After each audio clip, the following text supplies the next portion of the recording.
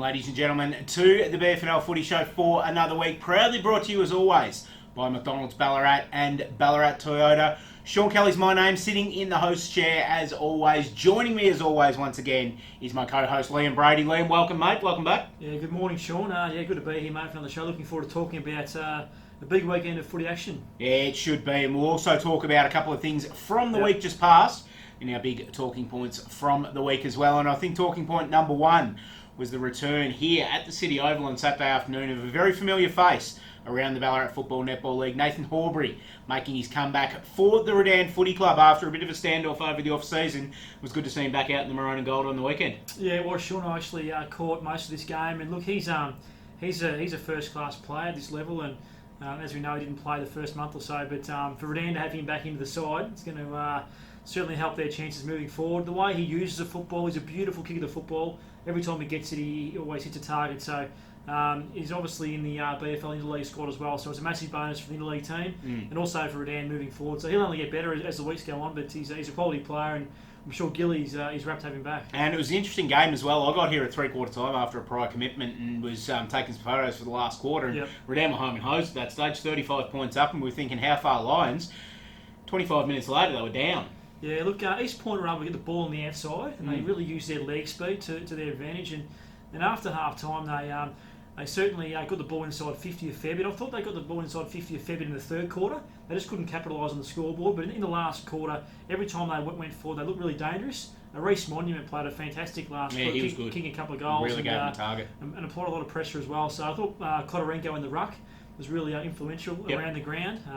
And also the stoppages. So, look, I think East Point will be really disappointed not to come over the 4 points, but they can certainly take a fair bit out of the game. The way they came back, I think they were about 7 goals down at one stage. So, for them to fight their way back into the game with a really young side, holds them in good stead, I think, moving forward. They obviously would have loved the 4 points, but it was a great game of footy. It was good to see Joey Dodd make his senior debut on the weekend as well, a player that we've had a fair bit to do with at his junior level as well, and was thrown in the deep end too in the last quarter. They put him on the nut and said, go out there and win the game for us. Yeah, it's good to see young Joey getting a crack at senior level. As we know, he's played some really good football over the last few years at junior level.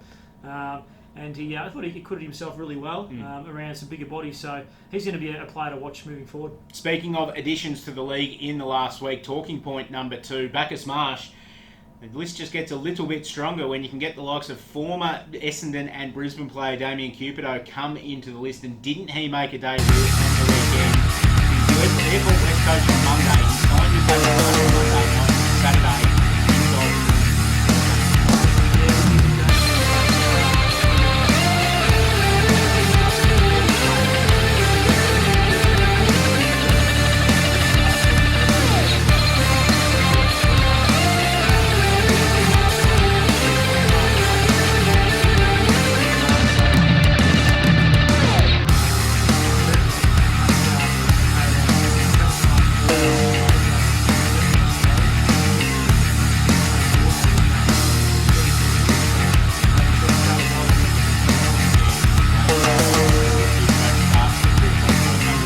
Weekend is community umpiring round across Victoria in respect for umpires round in the Ballarat Football Netball League, a round that you've had quite a bit to do with in recent years, Liam. Tell us about the importance of having something like this within local and country footy.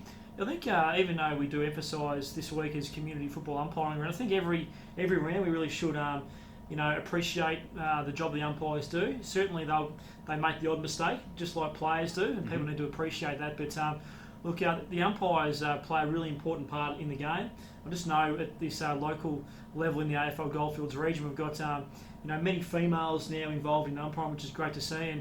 And the demographic of umpires, is from kids from the age of sort of 13 all the way up to some umpires umpiring in their 70s. So it's just great to see so many people of different ages, different genders involved in the game. And I think at the BFUA, have got about 260 umpires on their books at the moment. So we want to try and encourage more people to take up umpiring in the future.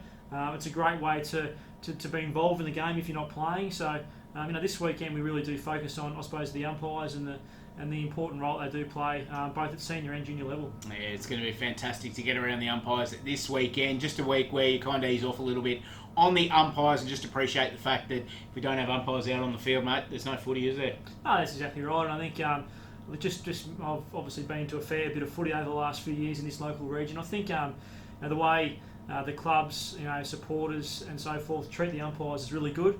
There's a mutual respect between the supporters, the players, and the umpires, which is how it should be. So obviously it's an emotional game, and people do get a little bit disappointed at stages throughout games when the umpire may make a mistake. But I think all in all, it's a really good atmosphere, I think, to be involved in being at the football and watching football these days with regards to the way the umpires go about their business. Yeah, well, let's have a look at the games that make up community umpiring round in the BFL this weekend, round 5, and our last full round before we have the week off for the WorkSafe Community Championships, which we'll talk about in detail on next week's show. But this week, Bacchus Marsh taking on Ballarat at Mattingley Park, and you'd think the Cobras would start favourites here, and Damien Cupido filled the boots last week. He's a chance to do so again this week. Yeah, you think just at home, Bacchus Marsh should be too strong. They've played some really good footy, as we know, in the first few rounds of the season. And Ballarat had a disappointing loss on the weekend. We know Ballarat started the season pretty well with a couple of good wins over Sebastian East Point, but I just think with their young group travelling down the highway against a side in Bacchus Marsh who's in really good form,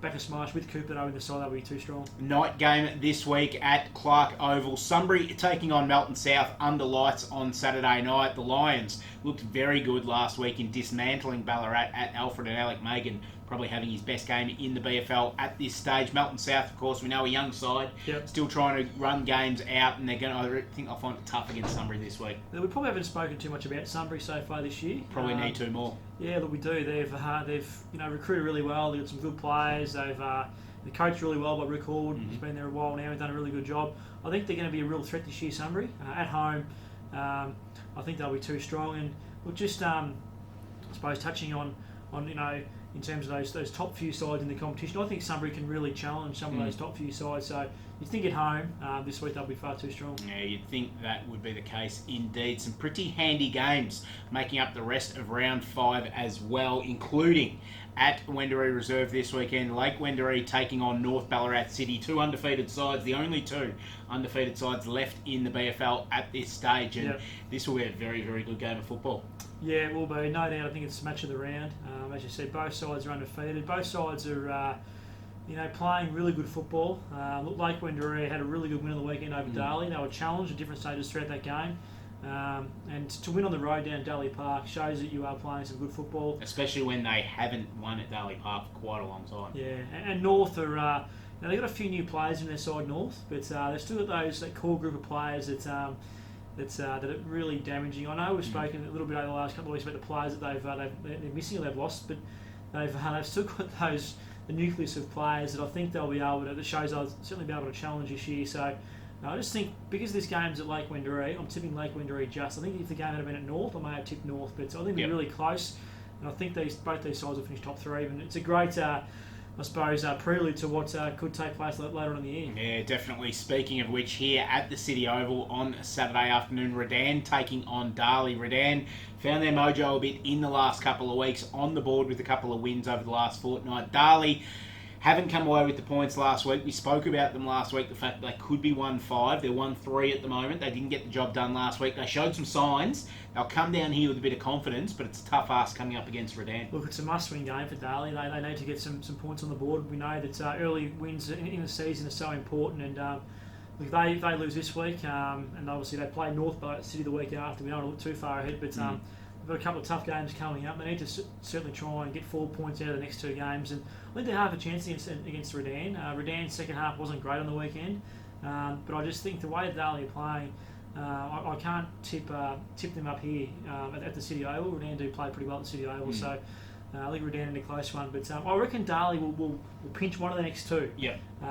Whether it's this weekend or North City. If they pinch this weekend, my tip will be incorrect. But I just reckon they'll win one of the next 2, and they'll keep themselves alive, I suppose, and a chance to really push forward for some more wins. We spoke about Nathan Horbury before, but adding him back into that midfield gives it that bit extra depth. You obviously got Dean Matthews in there, Cal Curry, Chris Giampolo, who are all in pretty good form at the moment. Obviously Brenton Reardon kicking goals up forward as well. Add Nathan Horbury back into that, and it just gives it that bit more steel, doesn't it? And I think that they're missing a little bit of speed on the weekend. I think that they were a fraction slow at times throughout the game. Ben Schultz didn't play for Redan. I think that he adds a bit of leg speed to their team, and he can carry the football as well. So getting him back into the side, I'm not too sure when he'll come back, but he's really important. So they've got those experienced players, and I think once the ground's a little bit wetter, a little bit muddier. I think that'll suit Redan as well with the bigger bodies around the footy. So it'll be interesting to see how they go this week. Yeah, it will be indeed. Also very interesting to see what happens down at McPherson Park this Saturday. Melton take on East Point. Very, very interesting game for both of these sides as well.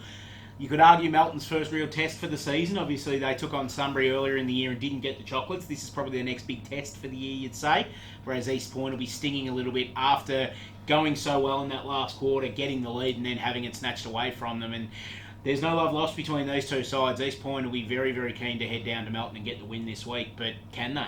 I'm going to tip East Point just based on the way they played in the second half last week. Their second half was fantastic. Their first half was disappointing. So if they can continue their form on from that last quarter and take it down to Melton, they should win. Kodarenko was dominant in the ruck. As I said, Reece Monument was really good up forward. Toby Boyle has a chance to come back into the East Point side this week. He hurt his wrist the week before. He's an outside chance. So I just think with the way they played last week and getting Toby back into the side this week possibly, I think they'll be too good for Melton at the Melton home ground. That being said, this is a huge game for Melton as well because this is their real statement. Brad Murphy went on record earlier this year as saying that he doesn't feel that Melton's getting the respect from the footballing public. And even he said, quite rightly so, because their performances haven't been there over the last couple of years. This, I feel, is their first step towards getting that respect back. Beat a side like East Point, and we start paying attention to it. That's exactly right. You just let the scoreboard take care of itself. If they start winning games, sort of don't need to worry about that too much. And I think they've really improved under Brady. He's done a really good job. I'm sure they'll keep improving under him. And look, they're every chance to win this game. But I'm just tipping East Point just based on the way they played last weekend. I think they've been building their game against Bacchus Marsh the weekend before. East Points was really good. To get over the line by 6 goals against the Bacchus Marsh side who was in really good form. Shows that they're on the right track and they probably turned their season around after their disappointing start, East Point. That's all the time we've got this week on the BFNL Footy Show. Next week, going to be a very special show, Liam. We're going to come next week with everything loaded, ready to go for the WorkSafe Community Championships. We'll try and find a couple of interviews on the show for you as well. We might get down to a press conference later on in the week too. It'll be good. That's all the time we've got. Thanks for joining us on the BFNL Footy Show. We'll see you next week. Bye for now.